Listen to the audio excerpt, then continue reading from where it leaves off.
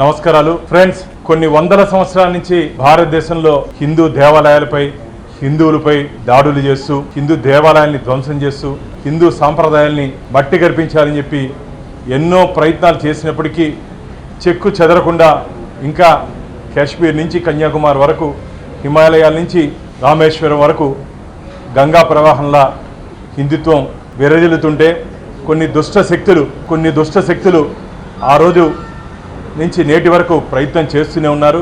ఈరోజు ఇంకా అది పరాకాష్ఠకి చేరిపోయింది. ఈ సోషల్ మీడియాని అడ్డం పెట్టుకొని, ఈ యూట్యూబ్ని అడ్డం పెట్టుకొని మన హిందూ దేవుళ్ళపై, దేవతలపై, సాంప్రదాయాలపై నోటికొచ్చినట్టు మాట్లాడుతూ, ఇష్టం వచ్చినట్టు మాట్లాడుతూ వ్యవహరిస్తున్నారు. వారందరికీ తీవ్రంగా హెచ్చరిస్తున్నా, ఎవరైనా సరే హిందూ సాంప్రదాయాల్ని గౌరవించకుండా వెటకారంగా మాట్లాడినా, అవహేళనగా మాట్లాడినా రాబో రోజుల్లో న్యాయస్థానాన్ని ఆశ్రయిస్తున్నా. నేను ఇప్పటికే మనకు అనేక BNS 16లో హిందూ సాంప్రదాయాలను కాపాడుకునేదానికి మనకు రాజ్యాంగంలో కొన్ని హక్కులు కనిపించింది.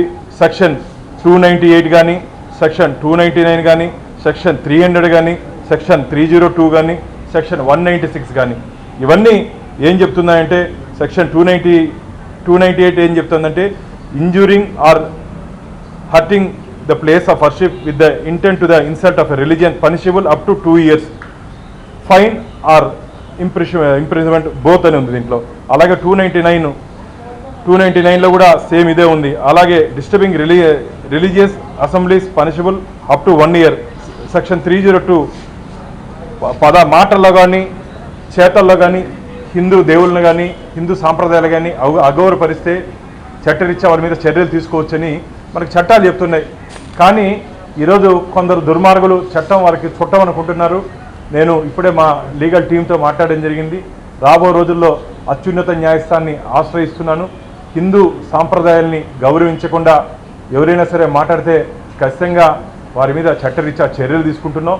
మొన్న ఆకివీడులో జరిగినటువంటి సంఘటన, సాక్షాత్తు శ్రీరామచంద్రమూర్తి ఆలయాన్ని అక్కడ పునర్నిర్మించాలంటే దాన్ని అడ్డుకుంటున్నారు కొందరు దుర్మార్గులు. ఆ దుర్మార్గులకి ఇంకో దుర్మార్గుడు, మొన్న ప్రకాష్ రాజ్ అనే ఒక రాక్షసుడు, ఆయన మాట్లాడతాడు నోటికి వచ్చినట్టు. రాముడు ఉత్తర భారతదేశం నుంచి దక్షిణాదికి వలస వచ్చాడని, ఏదో పండ్లు దొంగలిచ్చారని చెప్పి నోటికి వచ్చినట్టు మాట్లాడతారు. ప్రకాష్ రాజ్ మీద కూడా నేను డెఫర్మేషన్ 100 కోట్ల రూపాయలకి వేయడం జరిగింది.